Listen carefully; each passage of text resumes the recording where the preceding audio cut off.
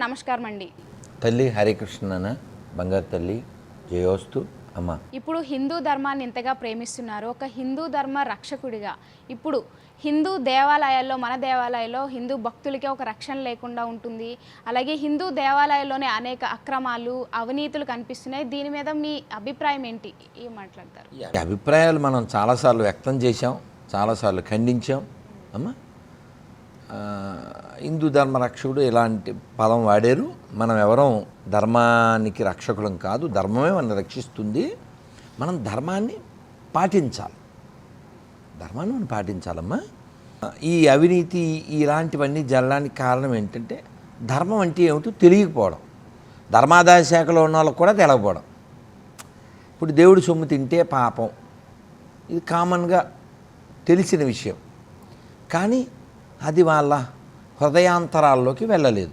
కాబట్టి దేవుడి డబ్బులు ఎత్తుకుపోవడం, దేవుడి యొక్క బంగారాలు అవి పట్టుకుపోవడం, హుండీలో డబ్బులు ఎత్తుకుపోవడం. గవర్నమెంట్ కూడా లూటింగేగా చేసేది. డబ్బులు ఎత్తుకెళ్ళమంటే దొంగతనమే కదా.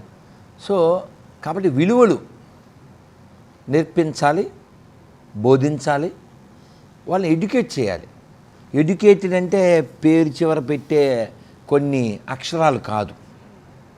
They are literates but not educates. మనకి ఎడ్యుకేట్స్ అంటే ఉదాహరణకి ఈ హైదరాబాద్ సిటీ చుట్టుపక్కల లోపల కలిపి 400 పైన వృద్ధాశ్రమాలు ఉన్నాయంట. ఇది శోచనీయం కదా, ఇది బాధాకరం కదా. వృద్ధాశ్రమాలు పెరుగుతున్నాయంటే అర్థం ఏంటి? తల్లిదండ్రులని నిర్లక్ష్యం చేస్తున్నారని. అవునా? ఇది రాముడు పుట్టిన నేల, రామాయణం జరిగిన నేల.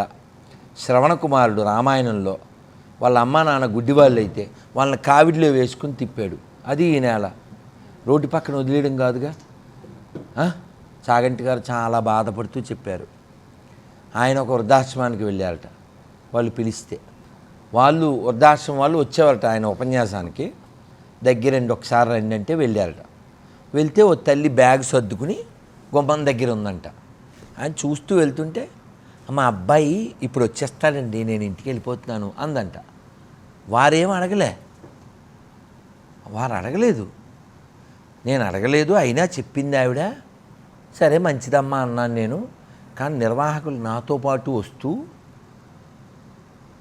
ఆవిడ అలాగే చెప్పుద్దండి, ఆవిడ మెంటల్గా ఫెయిల్ అయిపోయింది, ఎందుకు అలా అని వాళ్ళే చెప్పారట.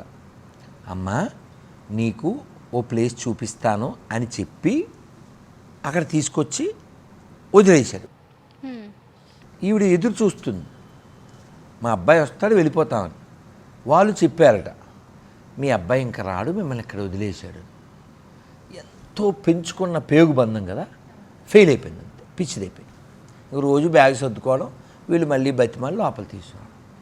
ఎందుకు? వాడు ఎడ్యుకేటెడ్, వాడు లిటరేట్ అంతే.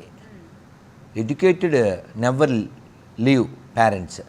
మీరు ఎప్పుడైనా నెట్లోకి వెళ్ళి సింహాచల శాస్త్రిని కొట్టండి, వారు గొప్ప హరికథకులు. వారు అంటారు, మీరు చచ్చిపోయిన అమ్మా నాన్నకి గుడి కట్టించద్దు, కానీ కట్టించిన గుడి ముందు వాళ్ళు అడుక్కునేటట్టు చేయకండి. అందుకే మన ధర్మం మాతృదేవో భవ, పితృదేవో భవ, అతిథి దేవో భవ, గురుదేవో ఇవి నేర్పించింది.